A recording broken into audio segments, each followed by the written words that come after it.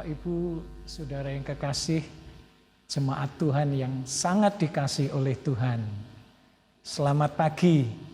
Kita patut bersyukur kepada Tuhan kalau pagi ini oleh berkat dan kemurahan Tuhan kita masih bisa beribadah kepada Tuhan.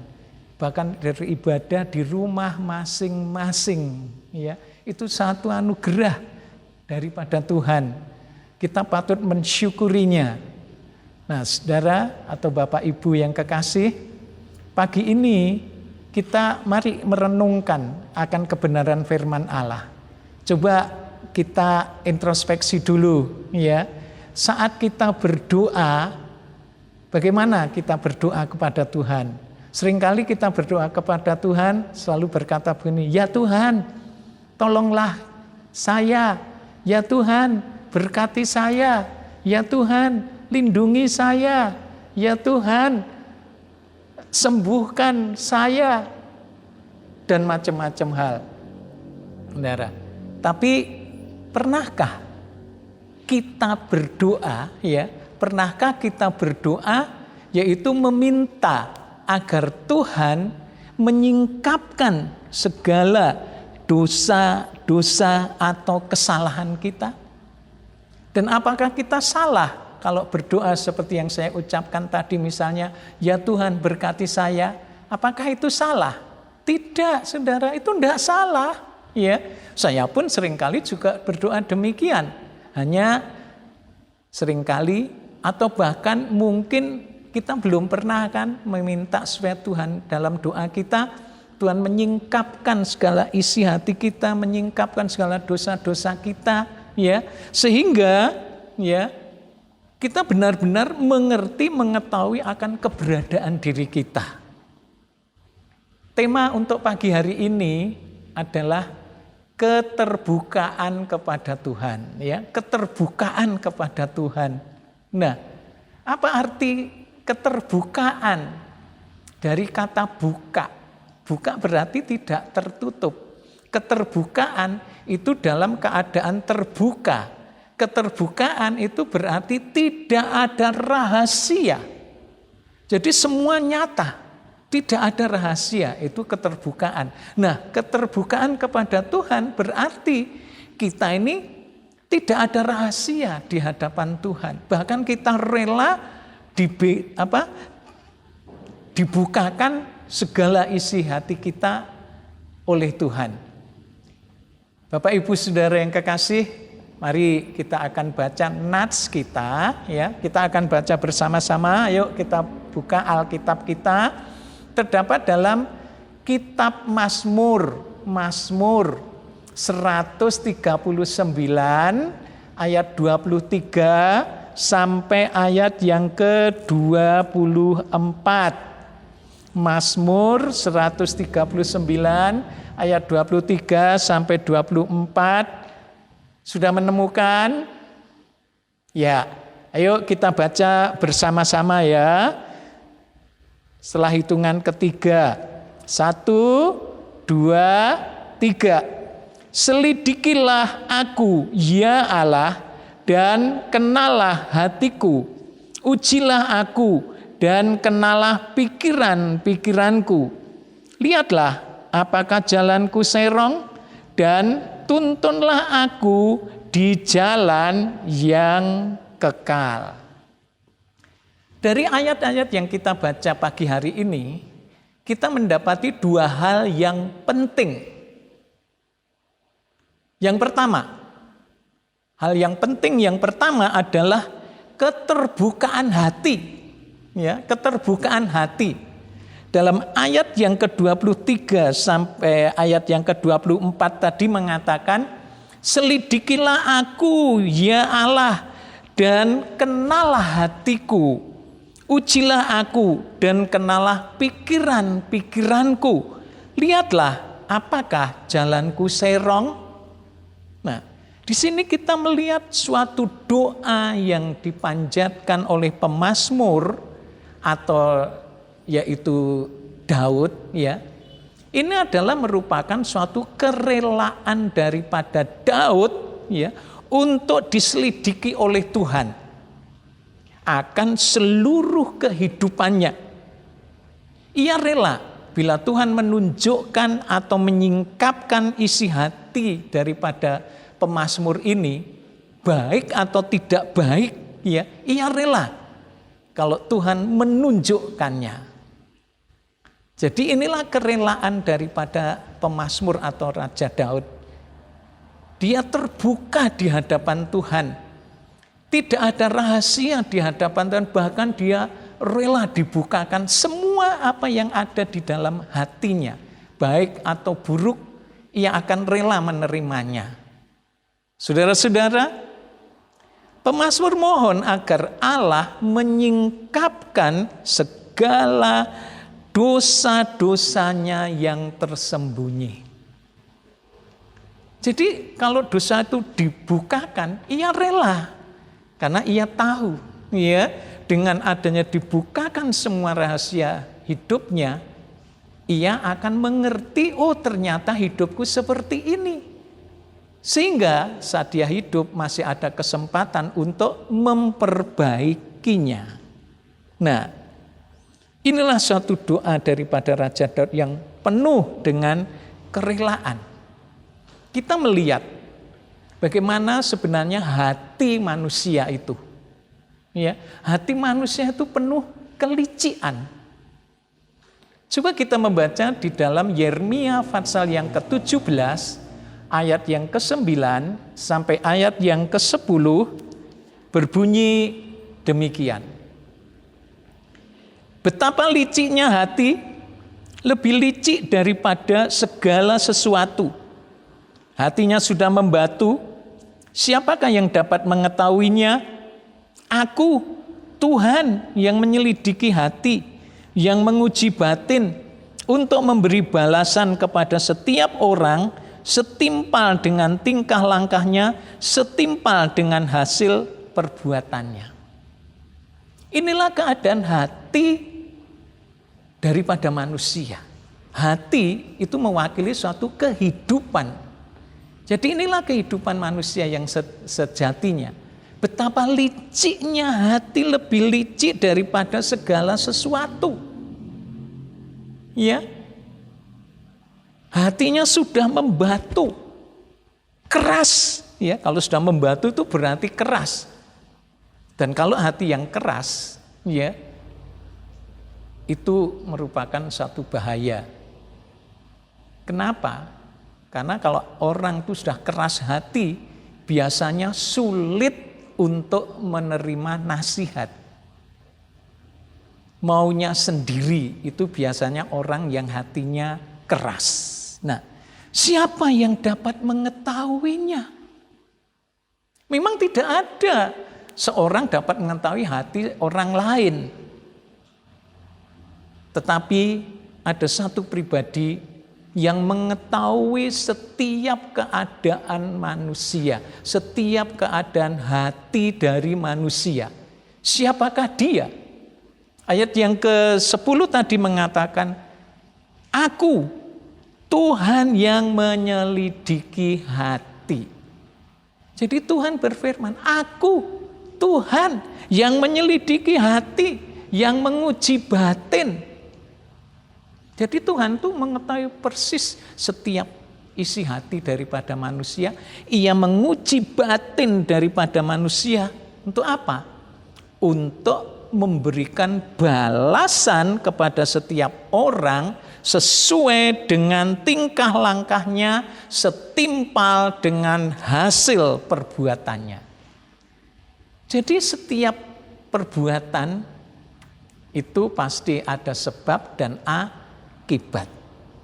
Dan itu harus dipertanggungjawabkan di hadapan Tuhan. Sebab apa? Aku, Tuhan yang menguji atau menyelidiki hati, yang menguji batin, ya, menguji batin. Nah, untuk memberi balasan kepada setiap orang setimpal dengan tingkah langkahnya, sesuai dengan tingkah langkahnya, setimpal dengan hasil perbuatannya. Jadi apa yang dilakukan manusia akan ada balasannya. Makanya firman Allah juga mengatakan apa yang ditabur orang itu juga akan dituainya. Menabur dalam hawa nafsu menuai kebinasaan, menabur di dalam roh, menabur di dalam kasih akan menuai suatu kehidupan. Saudara yang kekasih, ya. Bila Tuhan menyingkapkan hal-hal yang tidak baik atau menyingkapkan hal-hal yang tidak benar, pasti itu akan membuat kita tidak nyaman, ya. Membuat kita pasti tidak nyaman. Namun perlu diketahui bahwa Tuhan menghendaki agar kita menyadari akan segala kelemahan-kelemahan kita atau kesalahan kita, ya. Nah, kalau kita menyadari hal ini, bahkan kita rela untuk diselidik oleh Tuhan, sehingga akhirnya kita akan menjadi pribadi yang lebih baik dan berkenan kepada Tuhan. Jadi Tuhan punya tujuan waktu disingkapkan segala kehidupan kita misalnya, atau Tuhan menyatakan dosa-dosa dalam hidup kita, ya, itu bukan berarti supaya kita ini sedih, binasa dan sebagainya, tapi Tuhan punya rencana dan maksud supaya kita menyadari bahwa manusia itu penuh kelemahan sehingga kita tidak menjadi sombong, dan Tuhan juga menghendaki supaya kita menjadi suatu pribadi yang lebih baik dan berkenan kepada Tuhan. Dengan menyadari adanya kehidupan kita yang tidak benar, akhirnya kita datang kepada Tuhan memohon pengampunan yang dari Tuhan. Nah, itulah keadaan hati daripada manusia. Licik, ya, licik. Nah, tidak bisa dipercaya. Itu keadaan hati yang belum diperbaharui. Tapi kalau hati itu sudah diperbaharui, berbeda, ya, berbeda. Coba kita membaca dalam Yehezkiel pasal yang ke-36 ayat 26. Yehezkiel pasal 36 ayat 26 mengatakan demikian.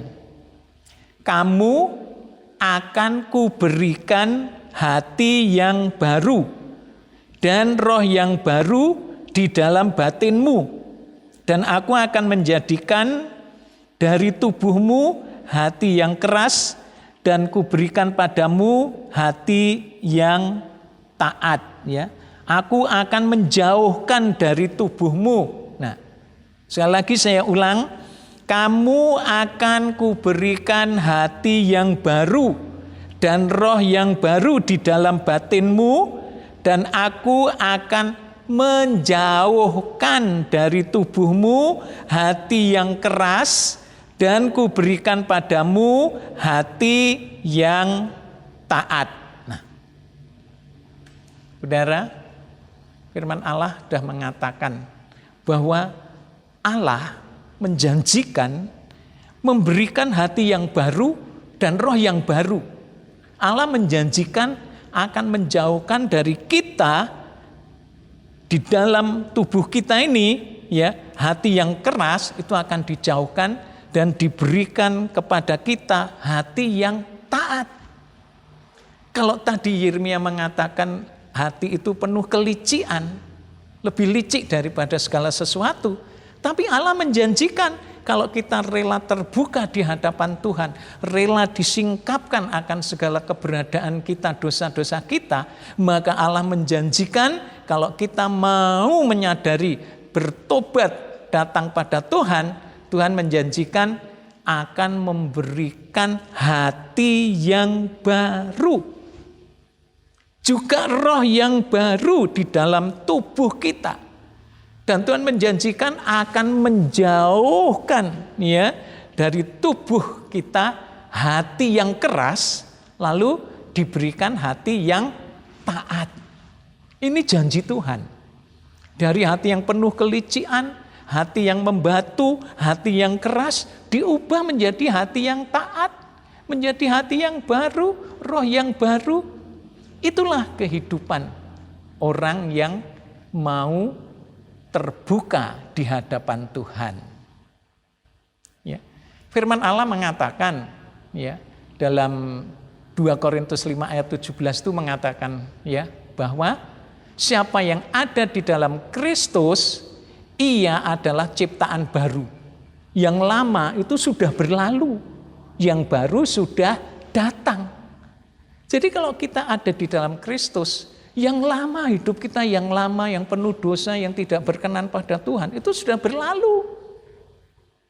Dan diganti dengan apa yang baru. Yang baru sudah datang.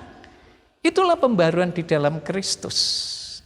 Ya, karena itu kita patut mensyukuri bahwa di dalam Yesus, dalam Roma 8 ya, menyebutkan bahwa siapa yang ada di dalam Kristus tidak ada lagi penghukuman. Kenapa? Kita sudah diperbarui hidup kita dan kita harus menjaga hidup kita ini selalu sesuai dengan firman Allah.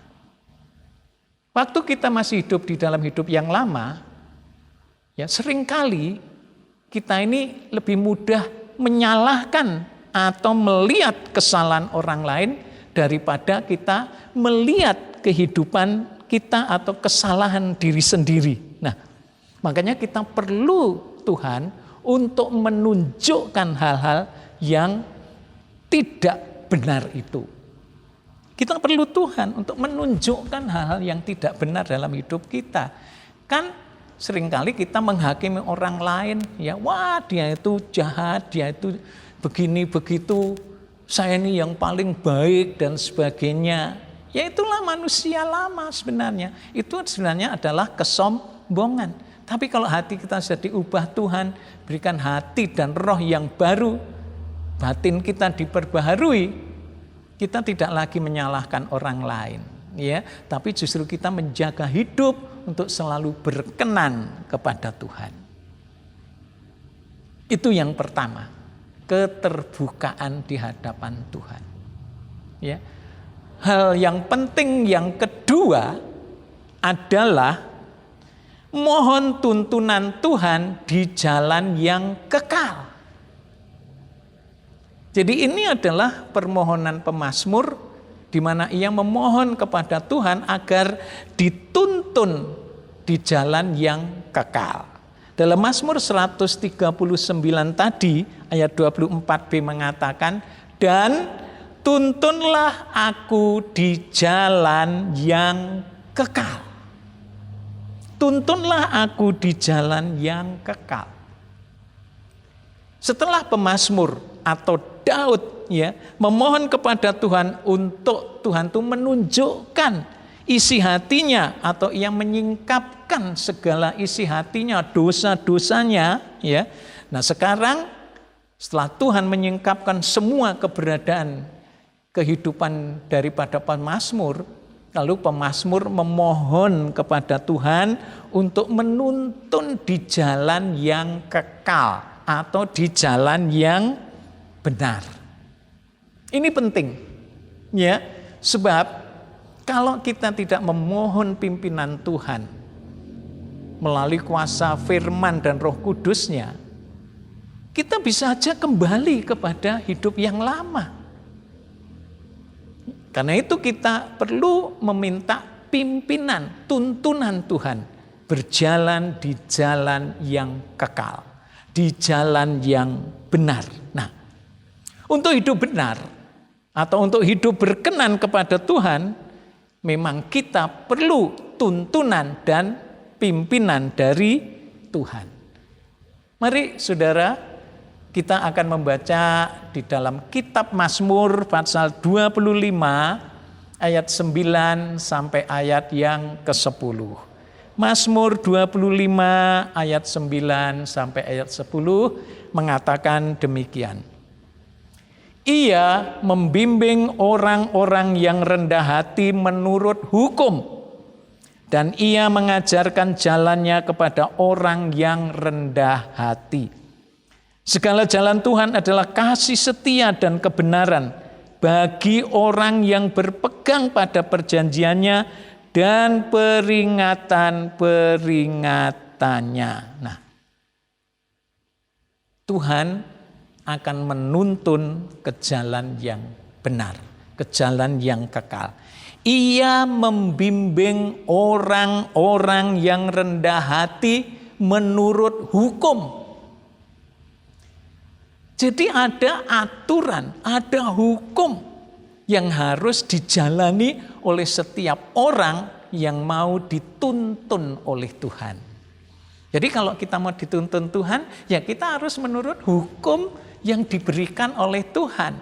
Dan hukum itu ada di dalam firman Tuhan. Nah, ya, ia akan mengajarkan jalannya kepada orang-orang yang rendah hati. Jadi kehidupan orang yang rendah hati itu merupakan satu keuntungan. Kenapa? Tuhan akan mengajarkan jalannya. Jadi jalan Tuhan itu akan diajarkan kepada orang yang rendah hatinya. Bukan orang sombong. Kalau orang sombong dilawan Tuhan. Tapi orang yang rendah hati dikasihani oleh Tuhan. Nah, kenapa? Ingat, jalan Tuhan itu adalah jalan kasih karunia dan kebenaran bagi orang-orang yang berpegang kepada perjanjiannya dan peringatan-peringatannya. Jadi kalau kita mau pegang perjanjian Tuhan, pegang pada peringatan-peringatan Tuhan, maka kita akan ada di jalan Tuhan, yaitu jalan kasih setia dan kebenaran. Mari kita baca juga dalam Mazmur 23 ayat yang ketiga. Ini ayat yang tidak asing, Bapak Ibu Saudara. Pasti Bapak Ibu Saudara mengenal ayat ini tentang Tuhan adalah gembalaku. Ya. Ayat ketiga mengatakan, ia menyegarkan jiwaku, ia menuntun aku di jalan yang benar oleh karena namanya. Nah, jadi firman Allah mengatakan, ya, pemazmur atau Daud memberitahukan bahwa Tuhan itu adalah gembalaku, tak akan kekurangan aku. Ya, nah, jadi kalau Tuhan gembala kita tidak akan kekurangan. Ia membaringkan domba-dombanya di padang rumput yang hijau dan membawa kepada air yang tenang. Dan ayat 3 tadi mengatakan, ia menyegarkan jiwaku dan menuntun, ya, jadi menuntun aku di jalan yang benar oleh karena namanya. Kita akan dituntun di jalan yang benar. Gembala agung kita tidak mungkin akan menyesatkan domba-dombanya, ya. Gembala agung kita Tuhan Yesus itu, ya, akan menuntun di jalan yang benar. Nah, apa jalan yang benar? Tuhan Yesus sendiri mengatakan, aku ini jalan dan kebenaran dan hidup. Tidak seorang pun datang kepada Bapa kalau tidak melalui aku. Jadi kalau Tuhan Yesus menuntun di jalan yang benar, itu berarti kita dituntun di dalam Tuhan Yesus sendiri. Jadi pedoman kita adalah Tuhan Yesus. Karena dia jalan dan kebenaran dan hidup. Karena itu Bapak Ibu Saudara, kalau kita mau dituntun oleh Tuhan, bahkan minta supaya Tuhan menuntun kita di jalan yang kekal, mari kita harus berserah penuh kepada Tuhan. Apa yang dilakukan Tuhan, biar itu terjadi dalam hidup kita. Ya, jangan kita memberontak kepada Tuhan, sebab Tuhan itu selalu punya rencana yang baik dalam hidup kita. Dia akan menuntun di jalan yang benar oleh karena namanya. Jadi saudara-saudara, Bapak Ibu yang kekasih, orang yang mengenal Tuhan Allah dengan benar dan memiliki keintiman dengan Tuhan akan selalu diperbaharui hidupnya dari sehari ke sehari, sehingga ia akan menjadi serupa dengan Kristus. Ya, akan menjadi serupa dengan Kristus. Karena itu, ya, mari kembali ke nats kita tadi, ya, bagaimana pemazmur memohon, ya, selidikilah aku, ya, selidikilah hatiku, selidikilah batinku, ya. Nah, jadi kita rela diselidik Tuhan. Kita terbuka aja di hadapan Tuhan, karena dengan terbuka di hadapan Tuhan, ya, maka kita akan memperoleh tuntunan Tuhan untuk hidup benar. Kita diperbaharui terus-menerus sehingga menjadi serupa dengan Kristus. Inilah saudara-saudara, ya, yang bisa saya sampaikan pada pagi hari ini, ya. Dan mari kita akan baca satu ayat lagi, ya, sebagai penutup dalam Markus 4 ayat 22 sebagai penutup pagi hari ini. Markus 4 ayat 22 mengatakan demikian, sebab tidak ada sesuatu yang tersembunyi yang tidak akan dinyatakan, dan tidak ada sesuatu yang rahasia yang tidak akan tersingkap. Sebab tidak ada sesuatu yang tersembunyi yang tidak akan dinyatakan, dan tidak ada sesuatu yang rahasia yang tidak akan tersingkap. Jadi di hadapan Tuhan, itu seluruh hidup kita itu sebenarnya nyata.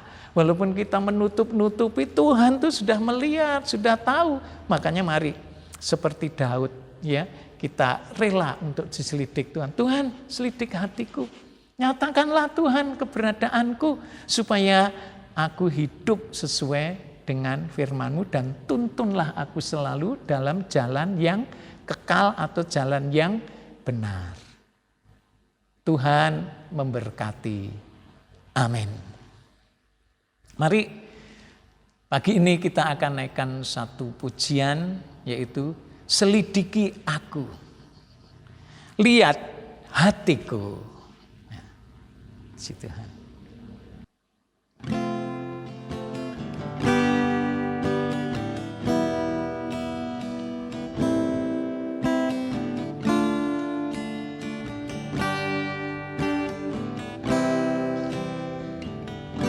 Selidiki aku, lihat hatiku, apakah ku sungguh mengasihimu, Yesus, Kau yang Maha Tahu dan menilai hidupku, tak ada yang tersembunyi bagimu. Telah kulihat kebaikan-Mu yang tak pernah habis di hidupku.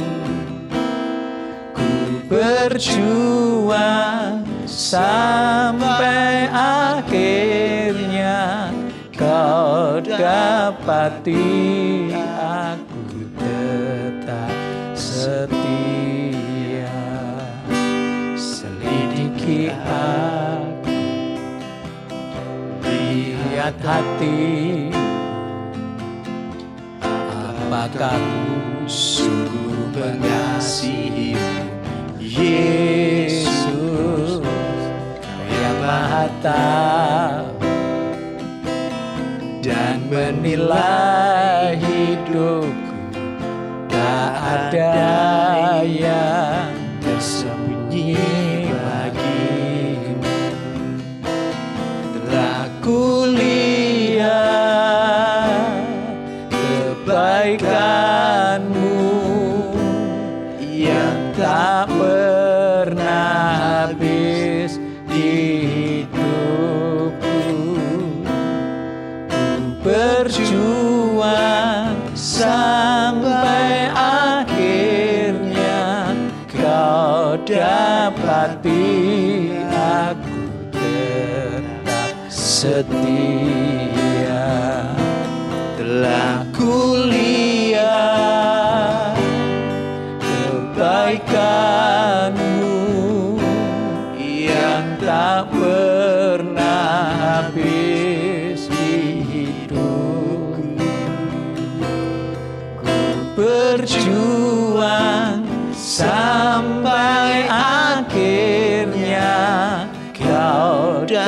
dapati aku tetap setia. Kau dapati aku tetap setia.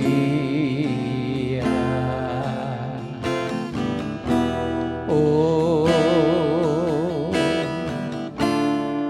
haleluya, haleluya. Oh,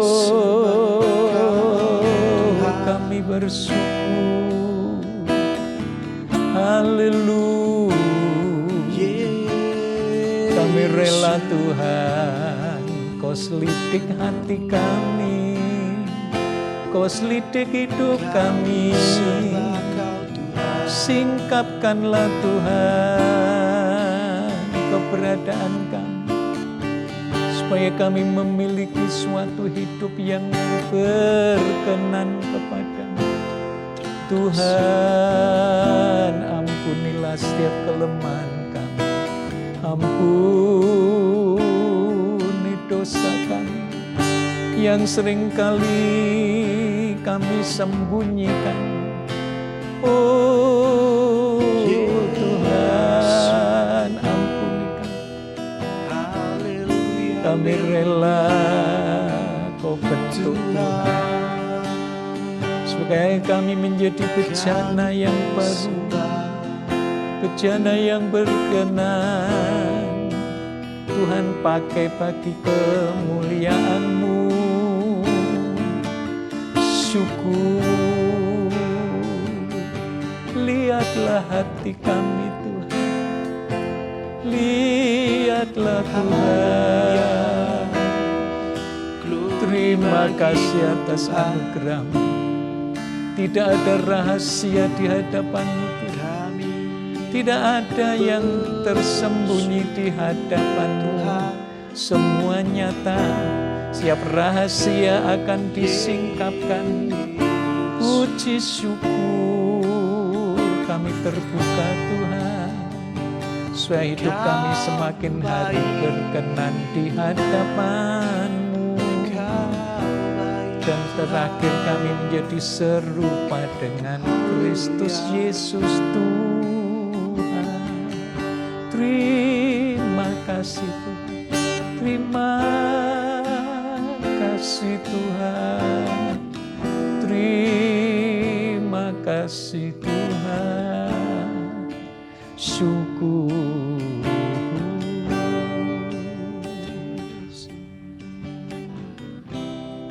Iya Bapak, kami mengucap syukur pada pagi hari ini. Kau telah menyatakan kebenaran firman-Mu, bahwa semua nyata di hadapan Tuhan. Sebab Engkaulah yang menguji hati, yang menguji batin, dan tidak ada satupun yang rahasia yang tidak akan dibukakan.